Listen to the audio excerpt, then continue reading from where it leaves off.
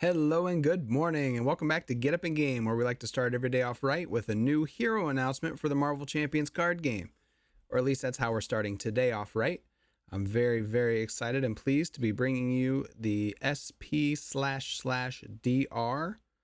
announcement article. Now, I believe that is pronounced SPDR, so we're all going to have to get used to saying that. It's going to be weird, but you know. Or we could all just say spider, I guess is probably also fine. Now, I have been very, very excited to see this one. We had the leak a few months ago that I talked about in my Spider-Ham announcement video that told us what the next four were going to be, and that leak now is confirmed to be 100% true up to this point. And this was the one I was the most intrigued by. If Spider-Ham was the one I was the least excited about, this is the one I was the most excited about. It's such a cool character. I don't know anything about it beyond the Into the Spider-Verse movie, and I suspect that's going to be true for a lot of people. But that's okay. I read the Wikipedia article all about Penny Parker, who is the person who pilots this thing. And so I had some information, but it turns out there was really not that much to know. So I think we can all be forgiven if we didn't know who Spider was or Penny Parker. And this article came out yesterday late morning. It is now very early today morning, the next day, and it's been killing me not to look at these cards, but I like to save my first impressions for these videos, and I've been just waiting so long to find out how they were going to turn this character into a hero for this game. You know, there's like three elements to it. There's the teenage girl, Penny Parker. There's the giant robot, which is awesome, by the way. I'm a big Neon Genesis Evangelion fan, big anime fan in general, so I love the design of this hero. Feels somewhat slightly heavily influenced by things like that, and I'm all for that. And you've got this tiny psychic spider that runs the whole show. So just been waiting so long to find out what that looks like as a hero in this game, and we're gonna find out right now. So let's scroll down here. We'll read just a little bit of the article and then jump into the cards. After her father's mysterious death, Penny Parker became the new pilot of the Spider Suit.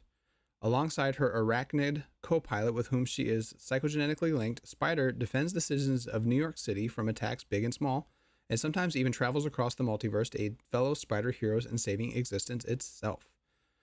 This high-powered hero suits up for battle in this expansion pack, which introduces Spider as a new playable hero, along with her 17 signature cards. Okay, she's one of those that comes with a couple more. With a pre-built protection deck, yes, love it.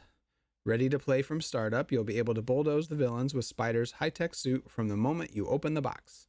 With a plethora of upgrades, giving her a unique resource engine. Well, that sounds cool. Spider is a one-of-a-kind web warrior who can adapt to any scenario. This hero pack also includes a bonus modular encounter set featuring the Iron Spider's Sinister Six. Now, the only Iron Spider I know is a good guy, but apparently there was a bad guy version as well. He's got his own Sinister Six. Loving all these versions of the spider villains that we could be playing with, adding to our decks. That's so cool. Big fan of the modular encounter sets, big fan of the Spider-Man stuff, so it's all good for me. Now we'll skip past the card fan because it's easier to look at the cards in the windows. All systems go. Even among other heroes, Spider stands out as particularly unique. There are a few reasons for this, which we'll go over in a moment, but the first and most obvious is the fact that this hero's identity card is actually split between two separate cards. All right, yeah, I think we thought that was going to be the case. Very cool that they did make it two different identities. So we've got Penny Parker here's got for recovery, psychogenetic compatibility, setup puts Spider Suit into play, and active side face up. Maintenance alter ego action, exhaust Spider Suit to draw two cards. That seems good. And a hand size of 4. Okay, well, that's low, but you can exhaust the suit to draw two cards, so it's still kind of like having a 6-card hand size. Now you're exhausting the suit. We don't know what that looks like yet, but it's nice that she can draw two cards. And then when she flips over into her hero form, I guess, she has this upgrade. Interface pilot permanent. This card's printed text box cannot be treated as if it were blank.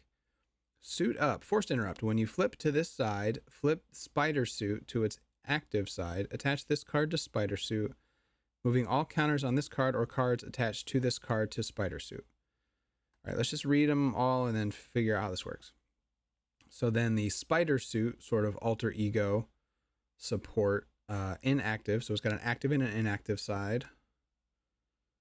And it says return to base. When you flip to this side, flip Spider to Penny Parker. And Spider is what the... Okay, so that's her hero form is just called Spider. And he is the spider suit. Got it. When you flip to the side, flip Spider to Penny Parker. Detach Penny Parker from here, moving all counters on her and cards attached to her to this card. So when it's talking about cards, like stun and confuse and that kind of stuff, I guess. Maybe they have cards that get attached. We'll figure that out. And now the spider suit. You know, when you look at the text in this fashion, it sort of looks like it's just called Dr. Suit. SP// Suit.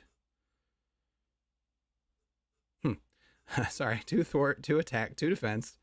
Always nice to see those stats. Sync ratio, exhaust and interface upgrade you control to generate that upgrade's resources. Okay, we'll have to look at all the cards. I'm not 100% sure what that means. You're going to be exhausting your upgrades for resources. I did say something like that about having a unique resource engine. Okay, so you're going to be Penny and you're going to have the suit in alter ego. And then when you flip to hero, you're going to be Spider and the spider suit. Got it. And you can exhaust the suit in alter ego to draw 2 cards. So assuming you didn't use a hero power, when you flip down, you'll be able to... Okay.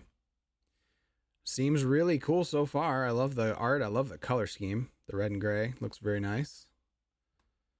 All right, let's see. Well, in alter ego form, you are Penny Parker in the spider suit. Okay, so we figured that out.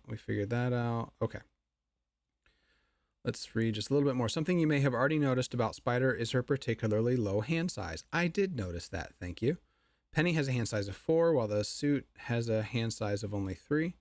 This is because Spider primarily relies on her sync ratio ability to generate resources instead of the cards in her hand.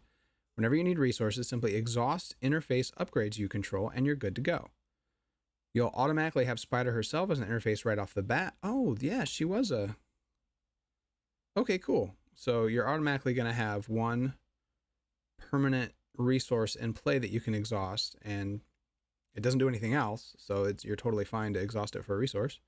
Seems cool. It's nice. They probably don't have to include any actual resource generators. You just have cards that do things and then can also be exhausted by the hero power. Okay, so I think we have a general idea of what we're looking at. Let's go look at the cards. So we've seen the first 4 here, especially Dr. Suit. So our first actual cool new card is a 3-cost upgrade, Host Spider. It is interface and Spider traded. Hero action, exhaust Host Spider to ready the suit. And let us remember, anytime we see an interface upgrade, it can also be exhausted for a resource. And it would produce, I guess it says it produces the resources on that card. So in this case, it would produce a wild. Makes sense. You're giving up a very useful ability to get a wild resource. Yeah, okay, cool. 2-cost upgrade, Psychic Link, interface tech. When Spider suit makes a basic thwart, exhaust Psychic Link, it gets +2 thwart for that thwart. That seems good. +2. Oh, you do have to exhaust it, so you can't. I was just thinking, like, normally when you see like a hero upgrade, like you look at Quicksilvers, they're all +1, but you can ready Quicksilver and get multiple uses out of them. Here, it's a one-time thing, so I guess that's why it's +2. But very cool. And I'll stop saying it after this one, but let's just always remember, every time we have one of these, it can be this ability or it can be a resource. That sounds cool, and I'm excited about that, but the low hand size still does really limit your options as far as, if you're drawing a 3 hand size in your hero, it's cool that you can pay for those 3 cards with your upgrades on the table, but you're still only looking at 3 different cards to choose to play. So definitely going to be a trade-off there. We get the 1-cost upgrade, Speed Metal Alloy. That picture is so awesome. I think that is straight out of Ava, actually. There's a fight in one of the first couple episodes where the red Evangelion does pretty much that exact move. It's amazing how agile these giant metal robots are. Hero interrupt when Dr. Suit defends against an attack, exhausted to get +2 defense. Okay, so I'm assuming we're going to be seeing an attack one. Yes, web fluid compressor. When it makes an attack, exhausted to get +2. Okay, so we've seen, so it's got the 3 upgrades to give it +2 to its stats and also 1 to ready, and they can be used as resources. Awesome. This is going to be fun just building. I love building these suits out in these games. Iron Man. I'm so excited for Ironheart and how you build up her suit. It's so neat how they're doing every one of these in a different way. This one does feel a little bit more like Iron Man than, say, War Machine did, but it's still her own thing. The ability to exhaust them for resources is really neat. Here we have Aunt May and Uncle Ben. Aunt May? Do I say Aunt? Aunt May. Not sure why I said Aunt there. That was weird. Not that that's wrong to say it that way. I don't normally say it that way. 1 cost support personas?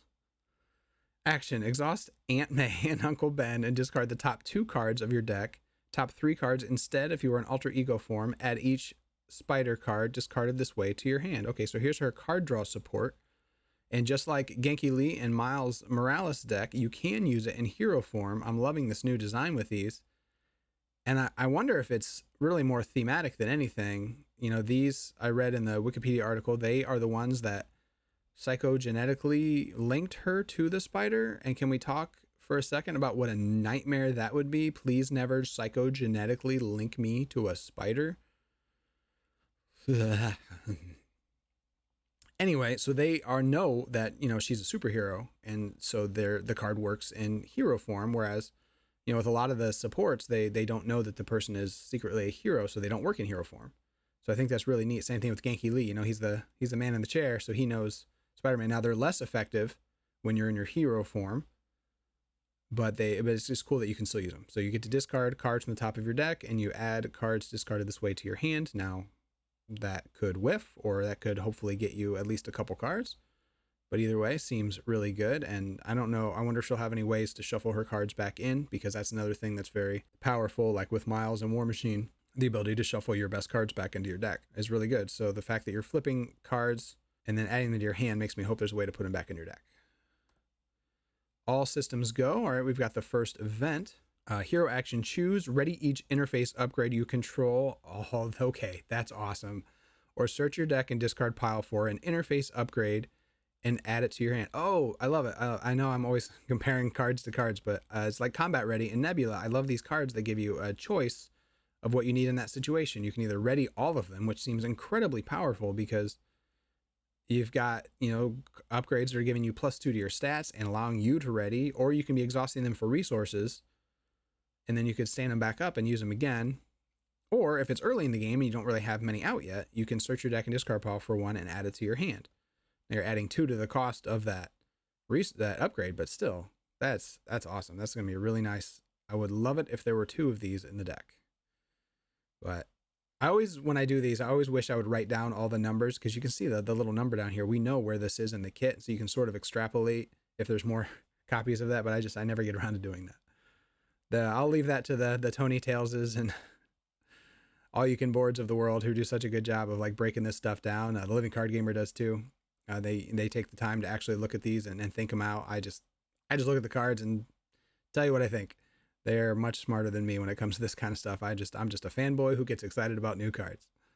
Isn't that the best part of these games? Sorry, quick rabbit trail. I was thinking about this. I've thought about this a lot, but I think the looking forward to the new stuff, the new cards, seeing what's coming down the road is at least half the reason why I play these games. Playing the game is fun.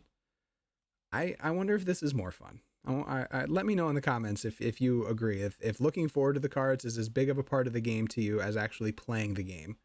Because it sure is for me. These moments, every month is like Christmas. Seeing these new cards, it's incredibly exciting. Speaking of new cards, let's move on. Rapid deployment 2-cost event. This is the thwart event. Hero action thwart. Remove 3 threat from a scheme. Okay, 3 for 2s. Not great, but there's more text. If you paid for this card using a resource generated by Dr. Suit's sync ratio ability, remove 3 threat from a scheme. Okay, so as long as you exhausted one of the other upgrades, you get to remove 6 threat, 3 and 3, and you can split it up however you want. Doesn't say a different scheme. doesn't say a side scheme. It just, wow. You know, you're giving up the ability on one of your upgrades, but you at least have the penny card to upgrade to exhaust. I mean, awesome. We get a 2-cost event web trap. Assume, yep, this is the attack. Hero action attack. Deal 5 damage to an enemy. Okay, 5 for 2 is good for a hero card. If you pay for this card using a resource, okay, we know how that works. Stun that enemy. Yes. Built-in stun. I love it. It makes me so happy. I am just such a big fan of the stun fuses, and it's nice to see when they're built into the hero kit. Now, it's sad that we're seeing more steady and stalwart on villains, that sometimes when it's built into the hero suit, you don't really get that benefit, but that's okay. You get it for most of them. I think sometimes it's a little overstated these days when we say, oh yeah, but you know, steady and stalwart's a thing. Yeah, on like 3 villains, like if you're not playing standard 2, which I don't, so it's fine. Ejection protocol, 0-cost support. That picture is super cool. As a big anime fan, I just love this art direction, love the style. Tactic, hero action. So it's a support you put into play, but then the action is discard ejection protocol. All right, can we just say that this is an Evangelion? Sorry if you're not familiar with that show, you don't know what I'm talking about, but this seems just, they get shot out of giant tubes, they get ejected. Yeah, so awesome. Anyway, exhaust each interface upgrade you control. Okay, that doesn't seem good. Set your hit point dial to 6. That could be good or bad depending on where you are. In your health, give your identity a tough status card and flip to alter ego form. Okay, so you're quickly escaping the battlefield. It's exhausting all of your interface upgrades, but if you've already used them, I guess it doesn't matter. Okay, sorry, I was just reading it again. This is a really cool, sort of like, it makes me think of like the bad boy from Star-Lord, or what's the Drax one? I pretty much never play it, so I can't think of what it's called. But, you know, if he gets knocked out, he gets reset to his alter ego side instead. This is more voluntary, but it's neat that you sort of have this escape hatch, and you get a tough out of it, and you get to flip down, which is a free flip, so you can flip back up. Well, which is why you exhaust your interface. Okay, I get it now. You have to exhaust and flip down, but if you flip back up, all your stuff's exhausted. Got it. Very cool. Love that it's free. Oh, and that is all of the Penny Parker cards, and I'm very, very excited for what I just clicked on, but let's stop and talk about Penny for a second here. Okay, I'm going to be a broken record when I talk about these things, but oh my goodness, does she look awesome. So cool. They are doing such an amazing job. This game is really hitting its stride.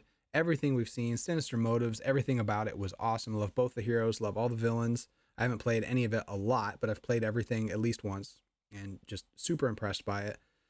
All 4 of these heroes, Nova, blown away. Ironheart, absolutely blown away. Spider-Ham, mostly blown away. The cards themselves look awesome. The character is a little weird. And then here, maybe it's my recency bias showing, but I think this might be my favorite one now. Now it helps that, you know, I'm a big fan of the style and just sort of what it's referencing with everything it's doing. But man, oh man, this character cannot come out fast enough.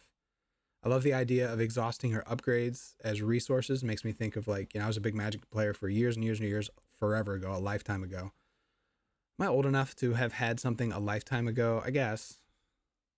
Oh. Anyway, exhausting the upgrades makes me think of like exhausting lands for mana, which is just neat. It's just different. Everything is always different. I'm so impressed. Okay, now let us not forget, I just saw a new Daredevil card, and if you don't know, I love me some Daredevil. So we've got a 2-cost Daredevil protection ally. I love everything about that. 2 thwart with 2 consequential and 1 attack. Okay, I'm surprised he's not better at thwarting, but I guess 2 for 2 is pretty darn good, especially in protection. I mean, he's good at thwarting. I mean, that's a brutal, you're not gonna be able to do that once or twice. Response, after Daredevil defends against an attack, move 1 damage from him to the attacking enemy. Oh, so you thwart, get a couple damage on him, and then, like, if he's facing a really low hit point, oh, it's after he defends though, so he does have to survive. Okay, well, he's still a 2-cost protection ally that can thwart for 2 once, maybe twice if you can keep him alive. I'll take it. And if you happen to be able to trigger this ability, you know, if you're playing against Ultron, I feel like we always go to that well.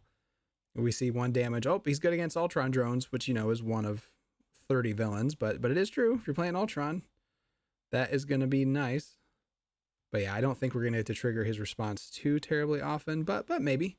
Maybe there's ways to make it work. You could, if you really wanted to lean into this, you could use like Subdue to reduce an attack and things like that. So, but I'm just happy we've got a 2-cost Daredevil I can actually play with. As much as I love Daredevil, I don't use the Justice one much just because it's expensive and I tend to only play with cheap allies. So cool. And Penny, she's like from a different universe or whatever. This is clearly a different looking Daredevil. I just want to read the flavor text because I love everything about Daredevil. Quiet breaks, shatters down, so the city reaches out. Listening, waiting, another station for a signal, and we're all some kind of noise. Be the good kind, Penny. Well, I don't know who wrote that, but it seems real good to me. Oh, Spider-Man Noir. I think a lot of people were hoping to see him as a hero in this cycle instead of Spider-Ham. I don't want to keep dogging on the silly pig, but it is what it is. 3-cost ally, X thwart and X attack. Okay, 3 health, Web Warrior. X is equal to the number of face-down cards attached to... Okay, so we're going to be attaching face-down cards to him. Response, after you resolve a treachery, if you control another Web Warrior card, attach that treachery face-down here to a maximum of 3. Okay, so he's not trait-locked. You don't have to be a Web Warrior to play him, but you pretty much want to be because his ability doesn't work if you're not. After you resolve a treachery, if you control... Okay, attach that treachery face-down here. Okay, so you could attach up to 3 treacheries to him, and then he's thwarting and attacking for 3. What a strangely tempoed card, because when you play him, he's not going to do anything. And then, you know, maybe you get a treachery that round, maybe even 2, you know, if we get some surge. And then so the next round, he could potentially be thwarting for 2, attacking for 2. Weird. Now, you could, if you really wanted to, if you're playing the long game and if you're playing protection, there's a good chance you are, you could just leave him under here and never use him and then keep those treacheries out of the deck. That could be pretty neat. You got Shadows of the Past, Under Fire, some of the particularly bad treacheries. There's some crazy bad ones in the new Sinister Motives villains. So you can just hold on to them for you. I don't know if that's a good use or not, but it works. Thwip. I love that. 2-cost event. Superpower. Is this the first aspect card we've seen with a superpower traded? I always assumed we wouldn't see that since... You know, not everybody has superpowers. Hero action, deal 1 damage to a Web Warrior character you control. Well, there you go. It only works on Web Warriors, and they all seem to have webby powers, so you can only use it with them. Place a total of 2 stun status cards on up to 2 enemies for 2. That seems incredibly good. Now, it only works on Web Warriors, and it does cost you a damage, but, you know, you can do it to your hero, so not that big of a deal. And you get, I love the way it's worded, place a total of 2 stun status cards on up to 2 enemies. So if you were playing against someone that had steady, you could put both of them on the same character and still get them stunned. Or you can spread them out, which just seems really good. Now, if only the villain's in play, you're only really going to need 1 if they aren't steady. But yeah, and the fact that you can pay for this with Def Focus is just cool. Like, I never thought we would see superpower traded aspect cards. This is awesome. And I'm just always happy to see Spider-Man on... You can put him on every card and I'll be okay.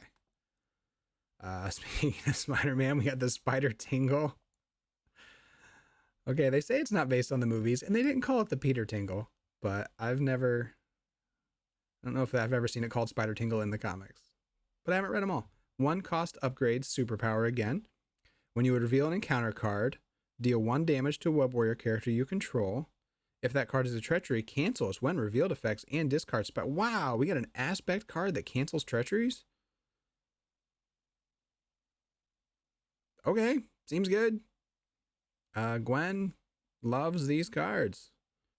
I mean, all the Web Warriors will probably love these cards, but, you know, she just works so darn well in protection. I haven't played her in anything else yet. I certainly intend to. But she just works so well in green, and I know that maybe it's a bit of a criticism. Sometimes certain characters just work so much better in one aspect than the others, but that's all right. I don't have time to play everybody in all the aspects all the time anyway. So if I want to have fun playing Gwen, I'll just play her in green and have a good time. We get, oh, are you kidding me? This might be my favorite pack overall of the whole game. We get Superior Spider-Man Otto Octavius. I do wish he was called Superior Spider-Man, but that's okay. Ah, I'm such a fan. This is so cool. 2 cost ally basic, 1 thwart, 2 attack with 2 consequential and 2 health. You have to have a web warrior to play him, which is true of most of the web warrior allies, so that's okay. After you play Spider-Man from your hand, ready an upgrade you control. If that upgrade has the tech trait, draw 1 card. Okay, it kind of feels like this should just been like her signature ally, part of her kit, because clearly, just like with a reboot, it's pretty much an auto include in Vision, even though it's a basic card. Kind of think Spider-Man's just gonna hang out with Penny all the time. It's cheap. It's gonna let you draw a card, ready an upgrade. That's awesome. And but it is thematically appropriate too.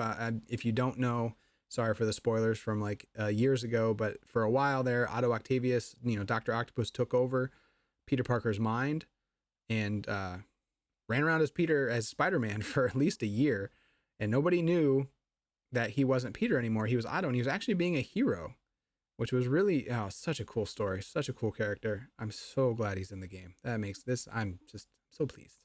I'm so happy right now. And it's a great card. Cannot wait to use that in Penny's deck. You get a force field generator. Oh gosh, sorry, for a second I thought that was Sue Storm. I thought this was Mrs. Fantastic, but it's clearly Black Widow. But she's in a force field. I know that, okay, obviously that's red hair, but I got excited for a second. I thought we saw a Fantastic Four character in art. Anyway, what's the card do? 3 cost upgrade. Okay, kind of pricey. Uses 6 energy counters. That's cool. Max 1 per player.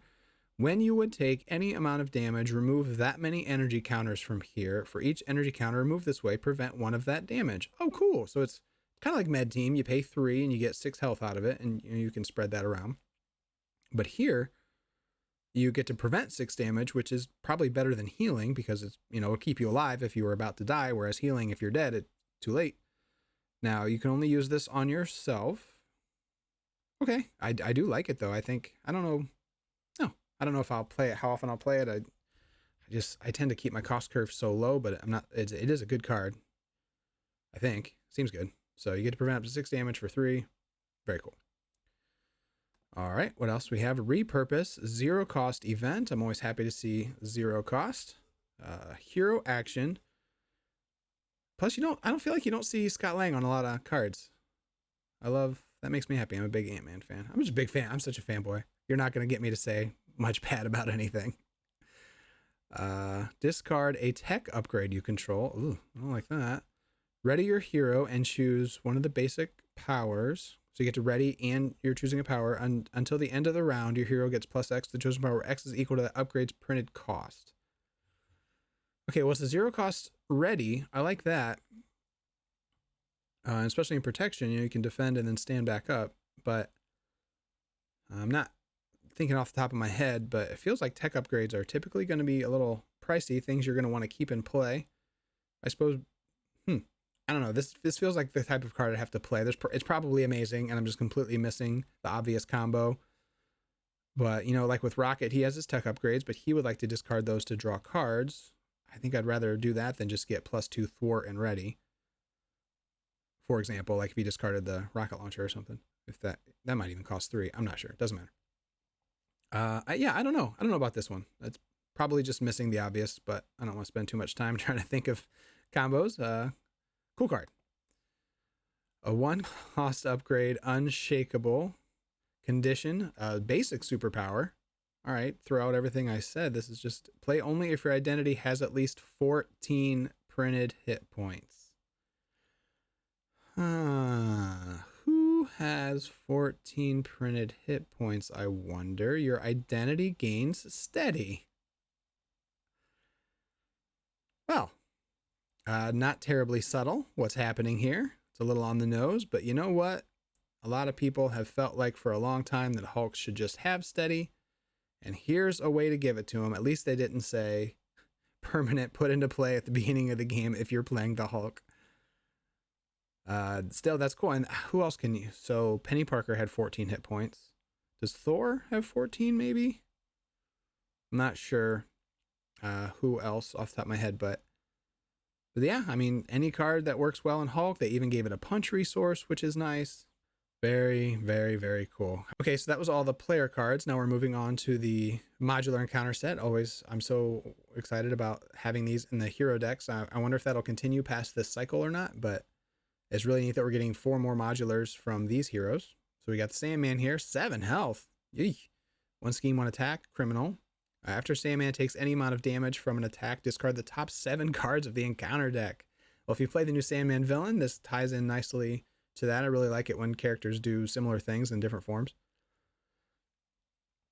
But any amount of damage will cost you 7 cards. And he has 7 health, so you're going to have to attack him at least a couple times.